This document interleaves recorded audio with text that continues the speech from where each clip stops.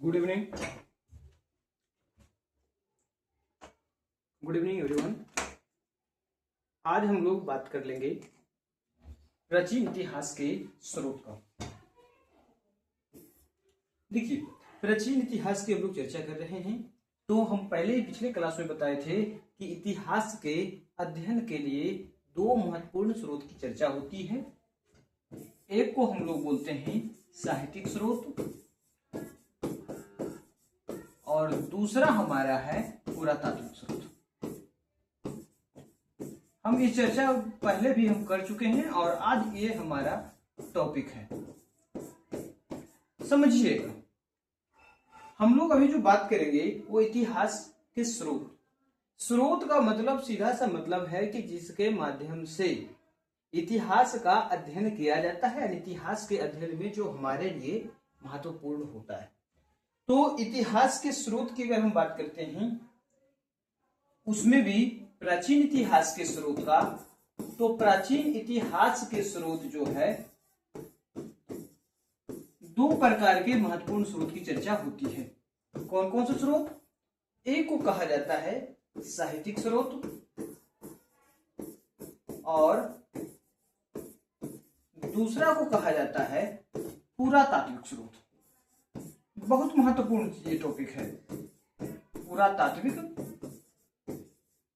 स्रोत। सबसे पहले हम चर्चा कर रहे हैं यहाँ पे साहित्यिक स्रोत का। तो साहित्यिक स्रोत में तीन प्रकार की बातें चर्चा होती है। एक को कहते हैं धार्मिक ग्रंथ,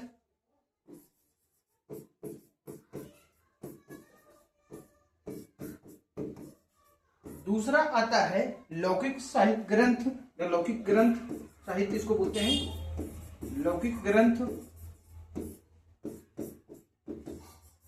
और तीसरा जो हमारा है वो विदेशियों का वृत्तांत है। यानी जो विदेशी आए उन्होंने भारत के विषय में क्या लिखा, क्या वर्णन किया, इसकी चर्चा इसमें की जाती है। तो ये तीन प्रकार के साहित्यिक स्रोत के अंतर्गत अध्ययन किए जाते हैं। अब बात हम लोग कर लेंगे कि धार्मिक ग्रंथ के अंतर्गत कौन कौन आएगा, लौकिक ग्रंथ के अंतर्गत क्या क्या आएगा, विदेशियों के वृत्तांत में कौन कौन आएंगे, कौन कौन से विदेशी आए, क्या क्या उन्होंने भारत के बारे में बोला। जैसे कि अगर हम भारत में विदेशियों के बारे में चर्चा कर लेते हैं तो आप नाम सुने होंगे मेगास्थनीज का। मेगास्थनीज ने एक पुस्तक लिखा था, कौन सा? इंडिका। मेगास्थनीज ने कौन सा पुस्तक लिखा था? इंडिका। उस इंडिका में बहुत सारे बातें उन्होंने कही थी। जैसे कहा था कि भारत में कभी अकाल नहीं था, यहां कोई दास प्रथा नहीं थी। समझ। इसके अलावा कहा जाता था कि भारत के लोग जो है किसी अन्य लोगों पर, अन्य देशों पर आक्रमण नहीं किया करते थे। भारत के लोग जो है ना तो सूद पर धन लेते थे, ना ही किसी को देते थे। ऐसे बहुत सारी चीजें हैं कि उन्होंने इतना तक कहा कि भारतीय लोग भारत से बाहर कहीं जाते नहीं थे। ठीक है। ठीक उसी प्रकार से एक और अगर हम बात कर लेते हैं तो निरियाकस था। निरियाकस ने भी अपना बात बताया। निरियाकस कहता क्या है कि भारत में 10 फुट लंबे और 6 फुट चौड़े लोग होते थे। तो अगर ये 10 फीट लंबा और 6 फीट चौड़ा लोगों की बात करता है, इसका सीधा कहीं ना कहीं मतलब है कि वो उस समय की वस्तु स्थिति को बताने का प्रयास कर रहा है, चढ़ा बढ़ाकर बताने का प्रयास कर रहा है, या वास्तविकता को बताने का प्रयास कर रहा है, कुछ भी हो। ठीक उसी प्रकार से एक और स्टेटमेंट आता है कि भारत में जो है चींटियां जो होती है, एंड्स जिसको बोलते हैं, वो सोना खोदती हैं और सोना खोदने के कारण उसकी जो त्वचा जो है उनके पीले हो गए हैं और त्वचा की जो स्थिति है वो चीता के जैसी बनी हुई है। ये अलग अलग बातें आती है विदेशियों के वृत्तांत में, हम लोग पढ़ेंगे। उसी प्रकार से और भी विदेशी आए, जैसे हुएनसांग आए, इत्सिंग आया, फैयान आया, अल्बेरूनी आए, इब्न बतूता आया। जिसे इब्न बतूता कहता है कि भारत में लोग पान चबाते थे, नारियल का उन्होंने बर्नर बेर की तरह किया। तो ऐसे तमाम चीजों का आंखों देखा वृत्तांत उन्होंने अपनी पुस्तक जो है रेहला में लिखा था। कौन? Ibn Battuta. फिर उसके बाद अब्दुल रज्जाक आया, अब्दुल रज्जाक समरकंदी जिसको बोलते हैं। ठीक उसी तरह से और भी बहुत सारे विदेशी वृत्तांत को लिखने का काम किया भारत के विषय में। भारत में आए, भारत में उन्होंने रहा और भारत में हूबहू उन्होंने लिखने का प्रयास किया। अभी जो हम बात कर लेंगे वो बात करेंगे धार्मिक ग्रंथ का। इसकी चर्चा करेंगे हम लोग धार्मिक ग्रंथ का। आइए हम लोग धार्मिक ग्रंथ की बात करते हैं।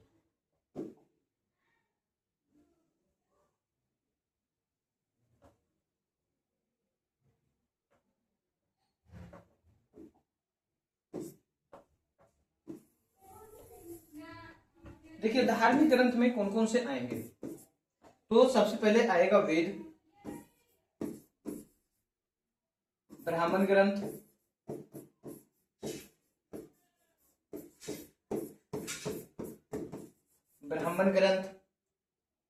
आरण्यक,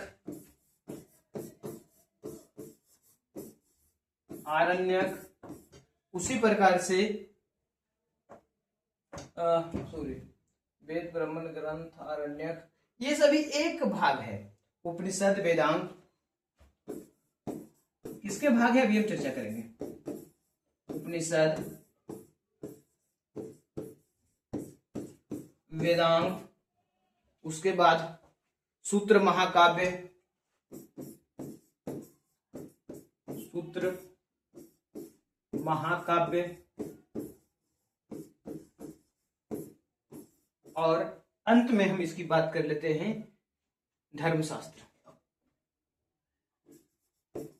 धर्मशास्त्र ये सभी के सभी ब्राह्मण साहित्य हैं। ये कौन से साहित्य के अंतर्गत आएंगे? ये आएंगे ब्राह्मण साहित्य।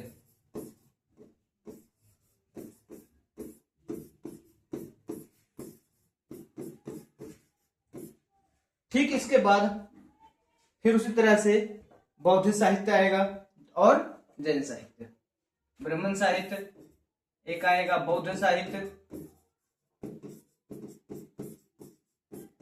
और इसी तरह से एक आएगा जैन साहित्य। ये तीन प्रकार की चर्चा। तो हम लोग ब्राह्मण साहित्य की सबसे पहले चर्चा कर लेंगे, उसके बाद बौद्ध साहित्य में आएंगे, फिर जैन साहित्य में आएंगे।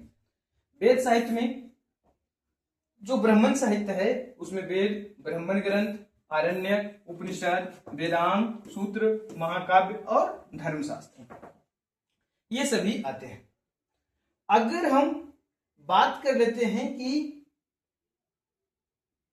इसमें वैदिक साहित्य के भाग कौन कौन से हैं, तो ये चार उपनिषद, आरण्यक, ब्राह्मण ग्रंथ और वेद, ये चारों जो है इसको हम लोग बोलते हैं वैदिक साहित्य। क्या बोलते हैं? वैदिक साहित्य। ये चारों के चारों जो हैं वैदिक साहित्य के भाग माने जाते हैं। कौन? वेद, ब्राह्मण ग्रंथ, आरण्यक और उपनिषद। ये क्या है? चारों ब्राह्मण ग्रंथ साहित्य, सॉरी, वैदिक साहित्य के भाग माने गए हैं। क्लियर है? अब धर्मशास्त्र की चर्चा आगे करेंगे। इसमें धर्मसूत्र आएगा, स्मृति आएगा, टीका आएगा। अभी जो हम लोग पढ़ते हैं ज्ञानेश्वर का, विज्ञानेश्वर का टीका, अपरार्थ का टीका, ये सारी चीज जो है धर्मशास्त्र के भाग हैं। और धर्मशास्त्र के 3 भाग माने गए हैं, जैसे धर्मसूत्र, स्मृतियां और टीकाएं। वही अगर हम स्मृतियां की बात करते हैं तो अलग अलग प्रकार के, जैसे मनु स्मृति हो गया, नारद स्मृति हुआ, फिर विष्णु स्मृति हुआ। इस तरह से जो अलग अलग स्मृतियां की भी चर्चा की गई है, जिसकी चर्चा हम लोग आगे करेंगे। अब सबसे पहले हम लोग बात कर लेते हैं वेद पे। वेद समझिएगा, बहुत आसान है, इतिहास को समझने का चीज है। वेद बना है किससे? विद धातु से बना है। और इसका अर्थ क्या होता है? जानना। इसका अर्थ क्या होता है? जानना। अब वेद को जो है क्या क्या कहा गया है? तो वेद को आपौरु से, क्या कहा गया है? आपौरु से। इसके अलावे देव निर्मित,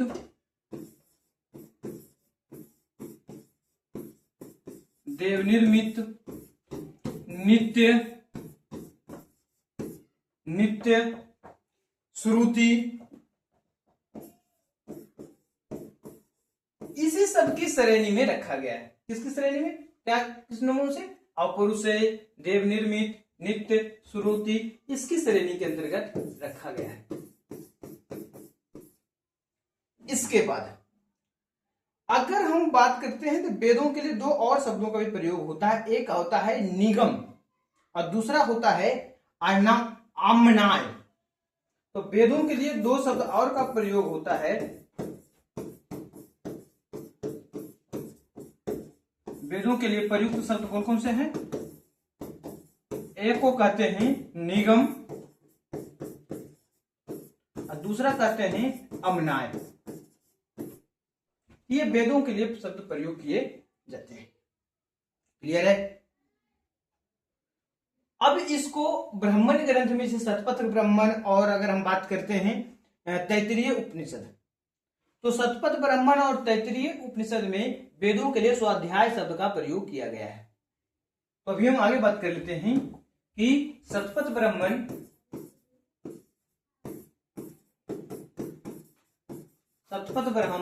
और तैत्तिरीय उपनिषद। कौन? तैत्तिरीय उपनिषद। इसमें वेद को क्या कहा गया है? वेद को इसमें जो है वेद को स्वाध्याय शब्द के लिए प्रयोग किया गया है। स्वाध्याय यानी खुद से अध्ययन के लिए। क्लियर है? अगर हम बात करते हैं मनुस्मृति में, तो मनु ने वेदों के ज्ञान को सारे ज्ञान से सर्वोत्तम माना है, यानी सर्व ज्ञान में माना है कि वेद में सभी प्रकार के ज्ञान सम्मिलित हैं। ये किसने कहा कि वेद का ज्ञान सर्वज्ञान है, सर्वज्ञान है। यह कथन था मनु का। वही मनु जिन्होंने एक स्मृति जिसके विषय में है मनु स्मृति। अब ये वेद क्या है इसके विषय में हम लोगों ने देखा। अब वेदों की कुल संख्या 4 है। वेद कुल कितने हैं? 4 है। कौन कौन? ऋग्वेद, सामवेद, यजुर्वेद और अथर्ववेद। ये 4 प्रकार के वेद हैं और ये ऊपर के जो 3 वेद हैं इसको वेद त्रयी के नाम से जानते हैं। इसको क्या नाम से जानते हैं? वेद त्रयी के नाम से जाना जाता है। क्लियर है? अब ये चारों वेद हैं। चारों वेद को अध्ययन के दृष्टिकोण से इसे संहिता के नाम से भी जाना जाता है। इसे किस नाम से जानते हैं? वेदों को संहिता के नाम से जानते हैं। तो हो सकता है पूछे कि संहिता के अंतर्गत कितने वेद आएंगे? तो संहिता में चारों वेद आएगा, ऋग्वेद भी, सामवेद भी, यजुर्वेद भी और अथर्ववेद भी। क्लियर है? अब बात आता है कि वेदों की रचना की गई किसमें? तो वेद की जो रचना है उसके लिए एक भाषा हमारी विशेष रूप से उल्लेखित है, संस्कृत भाषा। वेदों की रचना इसी भाषा में की गई है, संस्कृत भाषा में। ठीक है? अब ये रचना हुआ कब? ये रचना 2 समय काल में माना जाता है, ऋग्वैदिक काल और उत्तर वैदिक काल। समझिएगा, थोड़ी थोड़ी हम लोग आगे हल्की बात इसमें करेंगे। तो वेदों की जो रचना काल मानी जाती है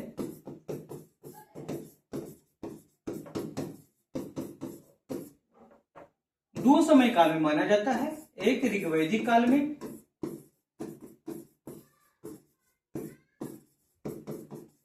और दूसरा उत्तर वैदिक काल में।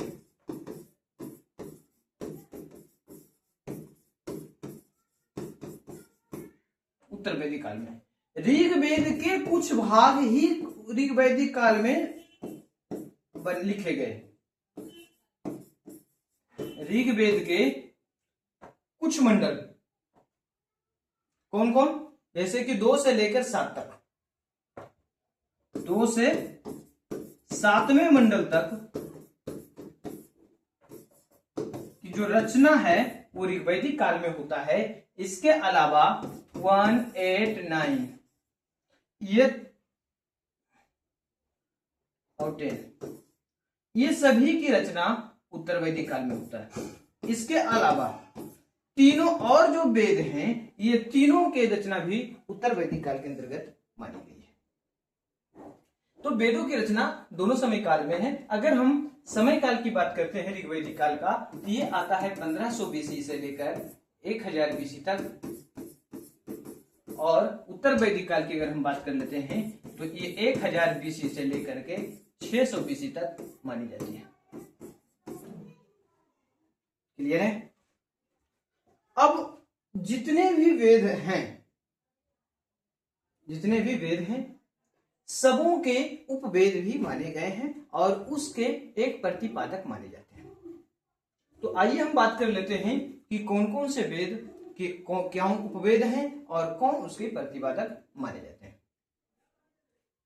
तो हम सबसे पहले बात कर लेते हैं ऋग्वेद का। ऋग्वेद का जो एक तरफ वेद, दूसरा उपवेद और तीसरा जो आएगा उसके प्रतिपादक।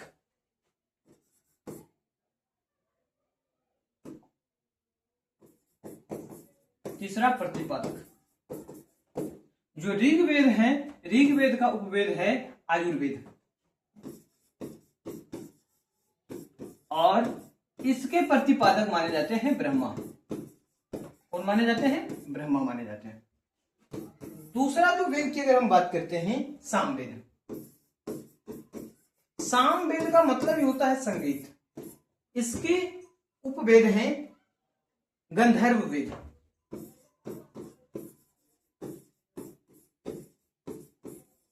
गंधर्व वेद, एक मिनट।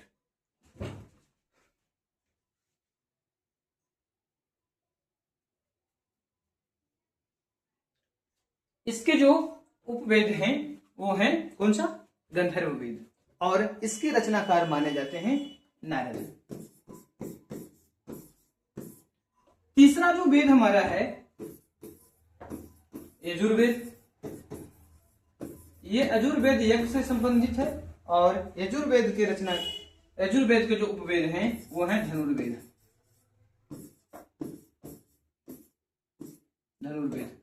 अब बात आती है कि धनुर्वेद है, इसके रचनाकार कौन होंगे, प्रतिपादक कौन माने जाते हैं? तो एक नाम आप रामायण में सुने होंगे, विश्वामित्र।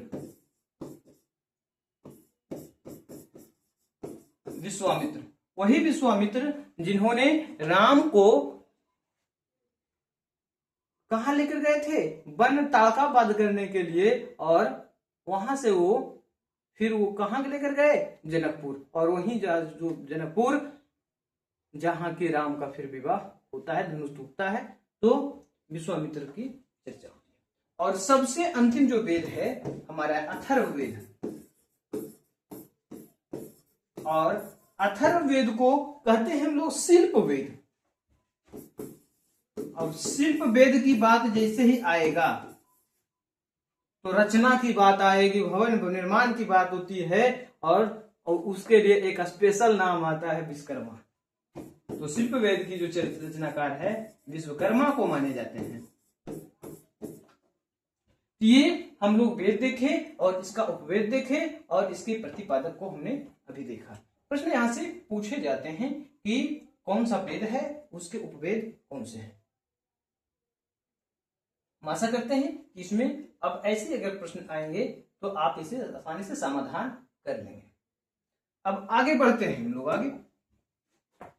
इसके बाद अगला जो पॉइंट हम लोग बात कर लेंगे वो बात करेंगे ब्राह्मण का।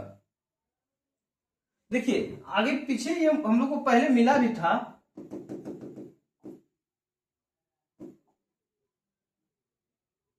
देखिए यहां पे ब्राह्मण ग्रंथ वेद की हम शॉर्ट में चर्चा की, आगे हम और चर्चा करेंगे क्योंकि बहुत सारी लंबी कहानी है वेदों में। चारों वेद की अपने अपने कथा कहानी, जब हम वैदिक साहित्य की चर्चा करेंगे तब हम बात करेंगे। अब हम थोड़ा सा चर्चा कर लेते हैं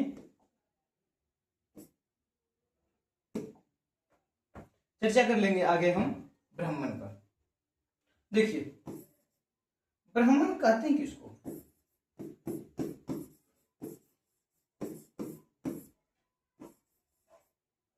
ब्राह्मण, ब्रह्म को ज्ञान करने वाला। अब ब्रह्मा को मतलब क्या हुआ? यज्ञ, यानी कि ब्रह्म प्लस यन, ये ब्रह्म का संबंध है यज्ञ से। किससे संबंधित है? यज्ञ से। और यज्ञ का संबंध है, यज्ञ का संबंध है ज्ञान, यानी जो यज्ञ से संबंधित ज्ञान को समेटे बैठा है, जो यज्ञ की व्याख्या करता है। सीधी सी बात है, जो यज्ञ की व्याख्या करता है, जो यज्ञ की व्याख्या करता है, क्या कहलाता है? ब्राह्मण कहलाता है। ठीक है, यानी सीधा सी बात है कि ब्राह्मण जो होंगे वो वेदों के परिशिष्ट माने जाते हैं, अपेंडिक्स माने जाते हैं, कि वेद में किस प्रकार से उसकी भूमिकाएं होगी, इसका उल्लेख इसमें किया जाता है। इसके बाद हम बात कर लेंगे आरण्यक।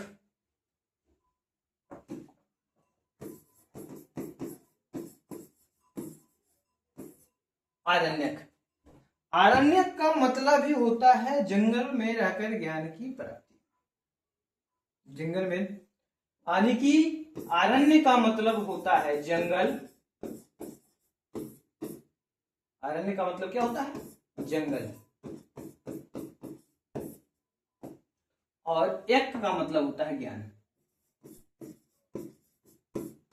यानी कि जंगल में रह करके जो आत्मज्ञान प्राप्त करते हैं, अरण्य कहलाते हैं। इसमें जो विषय वस्तु होता है वो आध्यात्मिक के साथ साथ दार्शनिक होता है। यानी कि आरण्यक में जो विषय वस्तु को लोग व्याख्या करते, विवेचना करते हैं, वो कौन कौन होगा?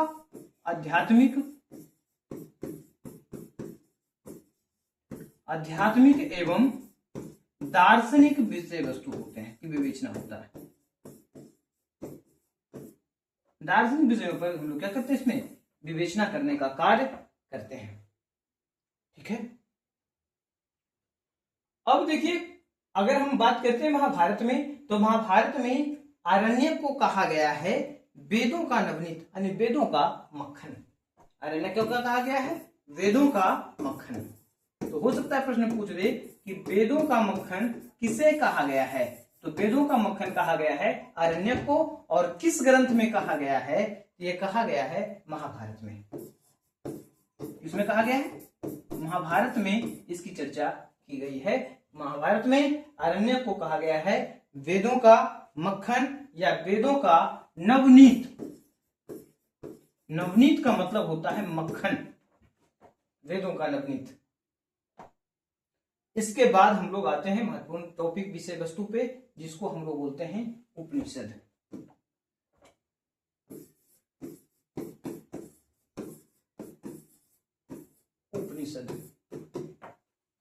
उपनिषद, इसमें 3 शब्द है, उप प्लस नी प्लस सद।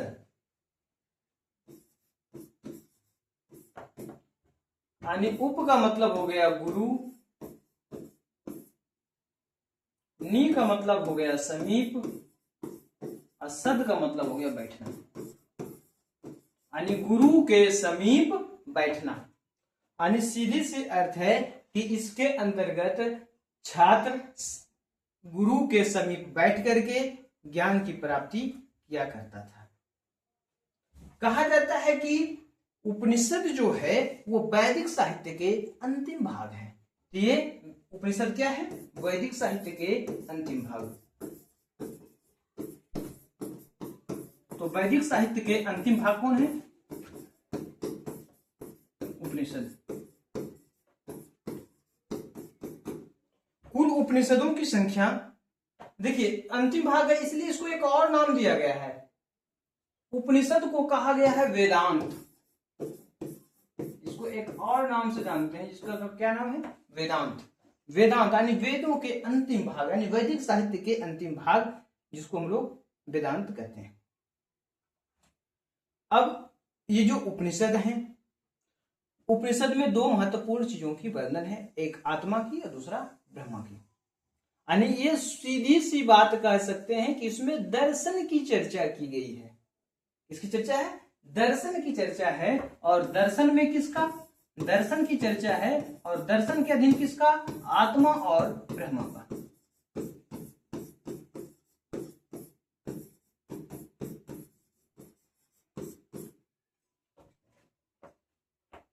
और ये अलग अलग प्रकार की उपनिषद की चर्चा होती है। उपनिषदों की कुल संख्या 108 बताई गई है, जिसमें कठनिषद, कठोप, मंडूक, मुंडक, ऐसे अलग अलग बृहदारण्यक, ऐसे अलग अलग प्रकार के श्वेताश्वर, ऐसे अलग अलग प्रकार की उपनिषदों की चर्चा की जाती है।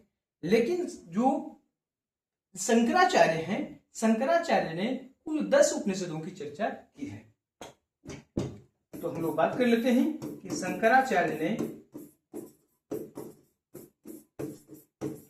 कुल 10 उपनिषदों की चर्चा की है। कितने उपनिषदों की? 10 उपनिषदों की चर्चा की है।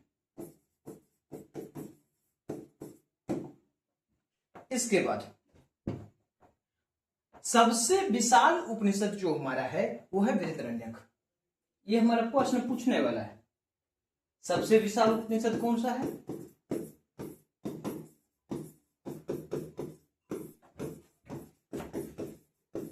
ये है बृहदारण्यक। और सबसे छोटा जो है, सबसे छोटा जो उपनिषद है उसको हम लोग बोलते हैं मंडूक्य। क्या बोलते हैं? मंडूक्य। मंडूक्य उपनिषद। मंडूक्य उपनिषद। क्लियर है? अब ये गद्य और पद दोनों में लिखे गए हैं। उपनिषद जो लिखे गए हैं गद्य और पद दोनों में लिखे गए हैं। कुछ महत्वपूर्ण ऐसे उपनिषद हैं जो गद्य में लिखे गए, कुछ पद में लिखे गए और कुछ गद्य और पद दोनों में लिखे गए। तो प्रश्न बना सकता है स्टेटमेंट में कि उपनिषद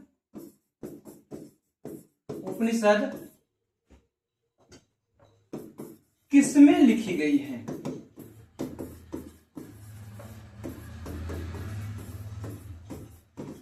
नंबर ए गद्य, नंबर बी पद्य, नंबर सी गद्य और पद्य दोनों, और डी इनमें से कोई नहीं।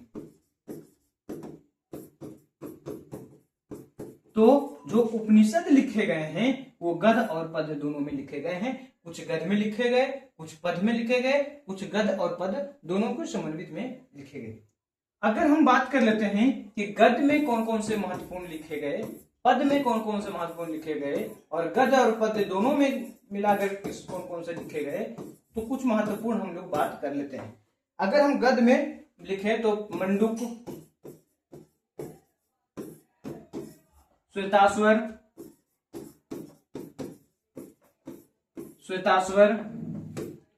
श्वेताश्वर के बाद कठ और ईशोपनिषद। कठ एवं ईशोपनिषद, ये सभी गद्य में लिखे गए। अगर हम पद में बात कर लेते हैं, सॉरी ये सभी गद्य में नहीं, ये सभी पद में लिखे गए हैं। तो गद्य में किस कौन सा लिखे गए हैं? तो हमारा गद्य में है मांडुक्य, गद्य में कौन सा? मांडुक्य, ऐत्रेय, तैत्रेय, ऐत्रेय, तैत्रेय, छंदोग्य,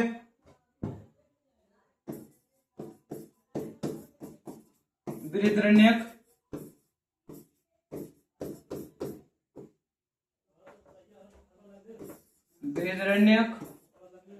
ये सभी। अगर पद में, गद और पद दोनों में। इसमें आता है केन उपनिषद। केन उपनिषद। तो हम लोग ने देखा पद में किसको लिखा गया, मंडूक, श्वेताश्वर, कठ एवं ईशोपनिषद। गद में किसको लिखा गया, मांडूक, ऐतरेय और तैत्तिरीय, छंदोक, बृहदारण्यक इत्यादि। गद पद में केन को, केन हो गया। इसके अलावा भी एक आता है प्रश्नोपनिषद, जो है प्रश्नोपनिषद।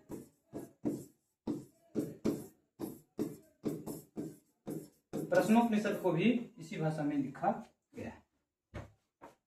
क्लियर है। इसके बाद हम लोग बात कर लेते हैं उपनिषद का लेखन बाद में कैसे क्या हुआ, इसकी चर्चा हम भी कर लेते हैं। 1 मिनट, 1 सेकंड रुकिएगा।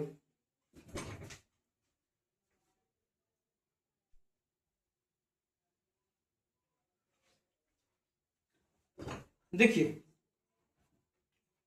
एक व्यक्ति का नाम आता है मुगल काल में, दारा शिकोह।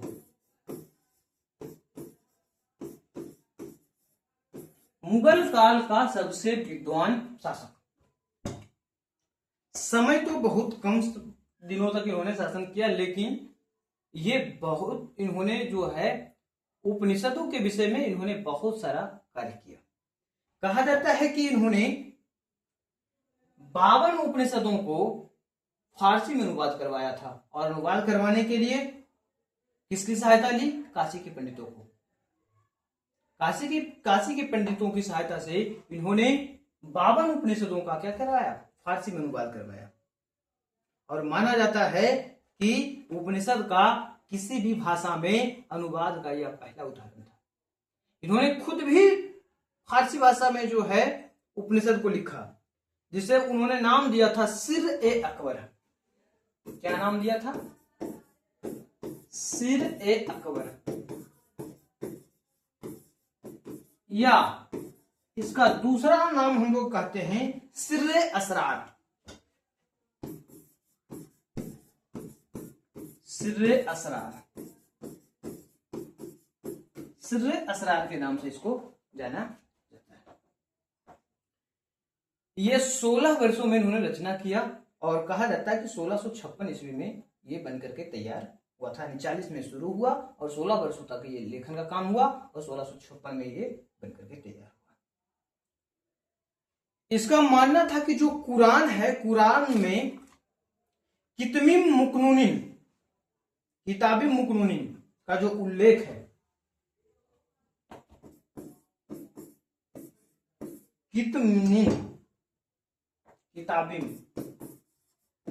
किताबिम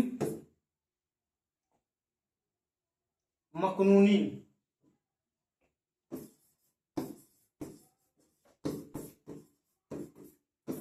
ये जो लिखा हुआ कुरान में है, ये किसके लिए प्रयोग किया गया है, उपनिषद के लिए ही प्रयोग किया गया है। सोचिए। इसके अलावा ये जब कश्मीर की यात्रा पर था, कौन, दारा शिकोह, तो उन्होंने एक मंडली को बुलाया था और सम्मेलन का आयोजन किया था, और सम्मेलन का विषय वस्तु था उपनिषद। सोचिए कि कश्मीर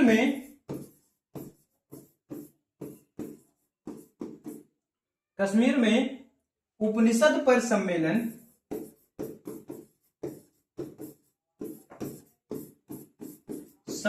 का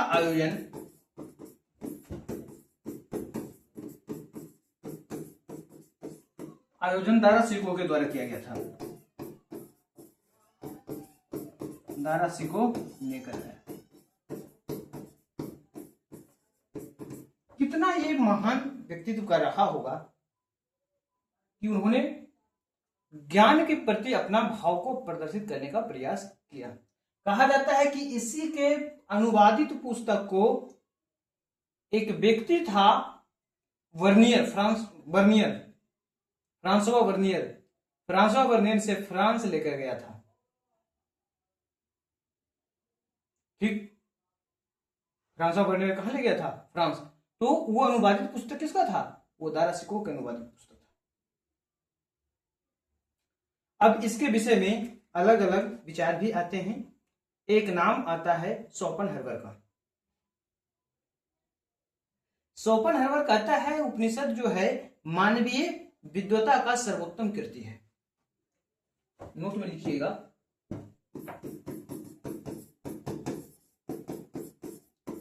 शोपेनहावर। शोपेनहावर क्या कहता है? उपनिषद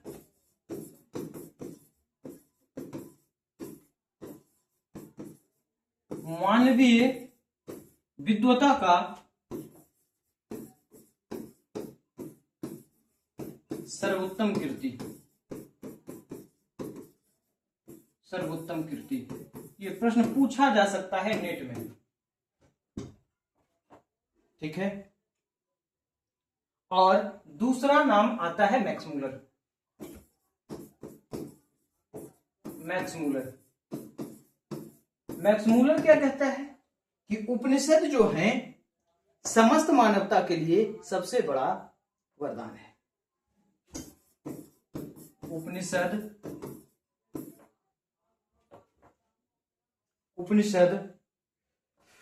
समस्त मानवता के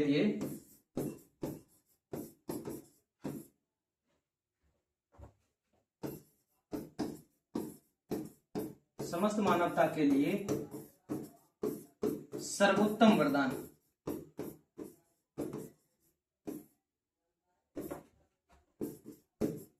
सर्वोत्तम वरदान है। ये कौन कहता है? ये कहता है मैक्स मूलर। इसके बाद हम लोग बात कर लेंगे, अगला जो पॉइंट है वो है वेदांग। हमारा प्रयास है आज कि न कम से कम थोड़ा बहुत भी आगे हम लोग कर लेते हैं। वेदांग, सूत्र साहित्य, ये सारी हम लोग कंप्लीट कर लेते हैं। इसके बाद आइए हमारा वेदांग। वेदांग से प्रश्न पूछा जा रहा है, बार बार पूछ रहा है और इस बार भी पूछेगा।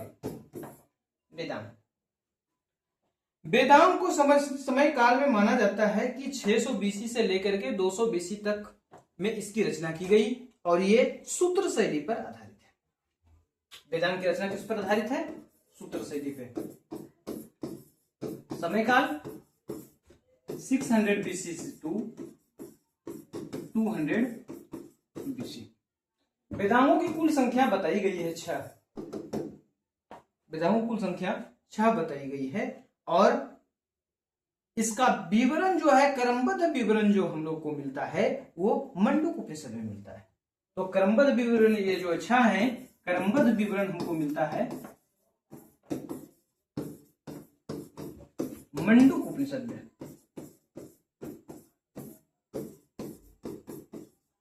अब कौन कौन से वेदांग हैं और क्या क्या इसके में कहा गया है हम लोग अभी देख लेते हैं। यहां से प्रश्न पूछे जा रहे हैं, जैसे सबसे पहला वेदांग हमारा है मुख, यानी व्याकरण। व्याकरण, व्याकरण को मुख कहा गया है। दूसरा हमारा है ज्योतिष। ज्योतिष को नेत्र की संज्ञा दी गई है। तीसरा जो है वो है कल्प। कल्प को हाथ की संज्ञा दी गई है कर्मकांडीय के लिए, कर्मकांडीय दृष्टिकोण के लिए। चौथा जो हमारा है वो है निरुक्त।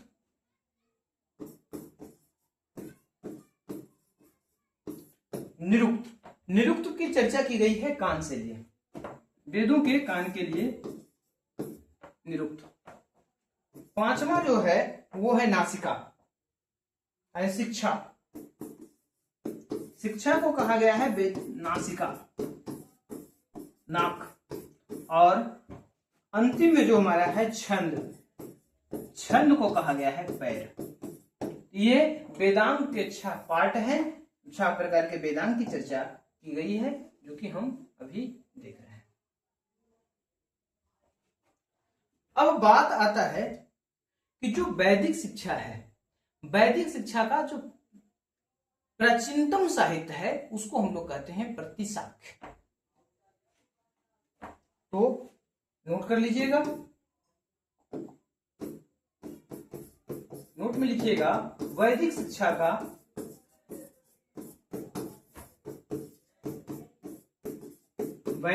का प्राचीनतम साहित्य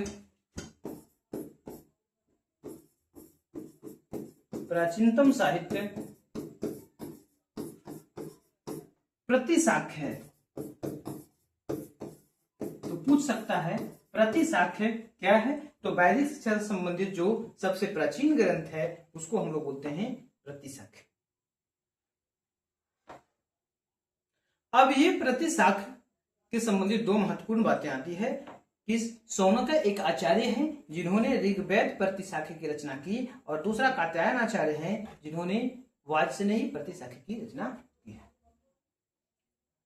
इसी क्रम में जो व्याकरण है, व्याकरण सबसे महत्वपूर्ण व्याकरण अष्टाध्यायी की पाणिनि मानी जाती है, लेकिन अष्टाध्यायी की पाणिनि से भी पूर्व व्याकरण हमारे पास है जिसको हम लोग बोलते हैं इंद्र व्याकरण या इंद्र के प्रथम व्याकरण। तो व्याकरण की अगर हम चर्चा करते हैं तो व्याकरण में कौन कौन है, अष्टाध्यायी है। अष्टाध्यायी से पूर्व सबसे पहला चर्चा किसकी आती है, इंद्र या इंद्र व्याकरण, इसको का नाम होता है इंद्र का व्याकरण, यानी इंद्र के द्वारा रचित व्याकरण। दूसरा अष्टाध्यायी, उसके बाद तो लगातार व्याकरण पे लगातार चर्चा होता है। फिर आएगा हमारा जो इस पर जो शाख्य संख लिखे गए छोटे छोटे, इसकी चर्चा आएगी, जैसे कि हमारा जो है पतंजलि का आएगा, ठीक, इसे तमाम आएगा, बड़रुचि का आएगा। क्लियर है। दो और महत्वपूर्ण आता है निघुंट। निघुंट क्या है,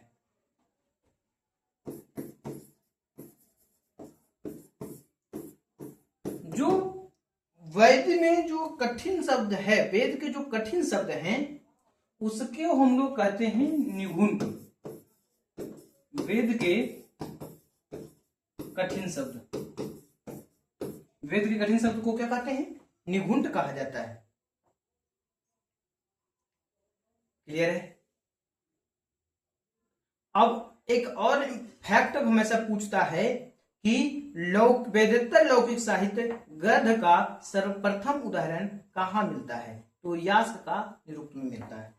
तो यास्क के रचनाकार कौन हैं, निरुक्त हैं, और यहीं पे सबसे पहली बात जो है पद की चर्चा हमको देखने को, सॉरी गद्य की चर्चा हम लोग देखने को मिलता है। किसकी चर्चा, गद्य का। इसके बाद अंतिम आता है पिंगल मुनि का छंद शास्त्र।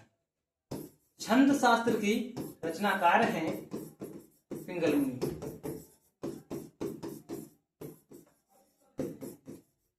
ये पिंगल मुनि जो हैं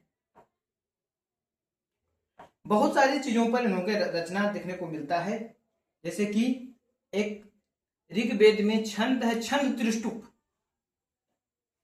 ऋग्वेद का छंद है कौन, छंद त्रिष्टुप। एक छंद त्रिष्टुप के भी रचनाकार कौन है, पिंगल मुनि।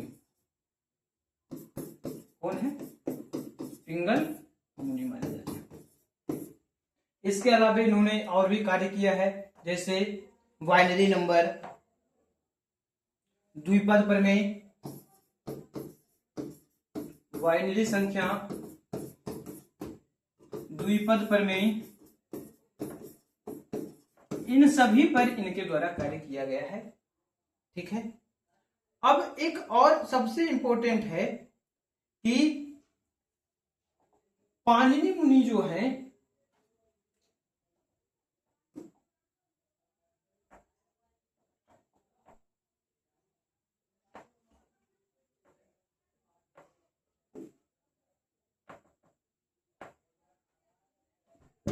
पाणिनि मुनि से पहले भी जो है यास्क हमारे यहाँ उपलब्ध थे, यानी कि यास्क जो है जिन्होंने छंद को लिखा वो किनसे प्राचीन है, पाणिनि से भी प्राचीन माने जाते हैं।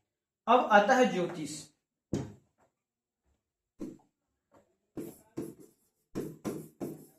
ज्योतिष के रचनाकार माने जाते हैं लगध मुनि।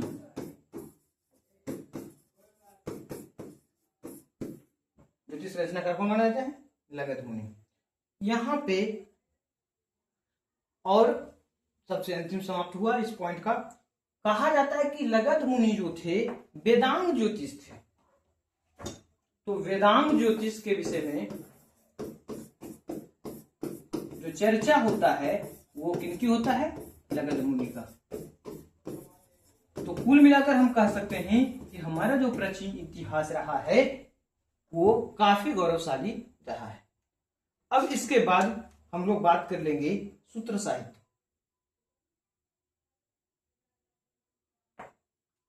सूत्र साहित्य को हम लोग अध्ययन करने के बाद जो है छूट या सूत्र साहित्य अगले क्लास में हम लोग बात करते हैं। आज इतना ही तक रख लेते हैं। क्लास को हम बेहतर तरीके से आगे ले जाने का प्रयास कर रहे हैं। आप निरंतर इसको अध्ययन करें और इतिहास चीजों को सीखें। आगे हम लोग बात करेंगे सूत्र साहित्य। धन्यवाद। आज इतना ही रखते हैं।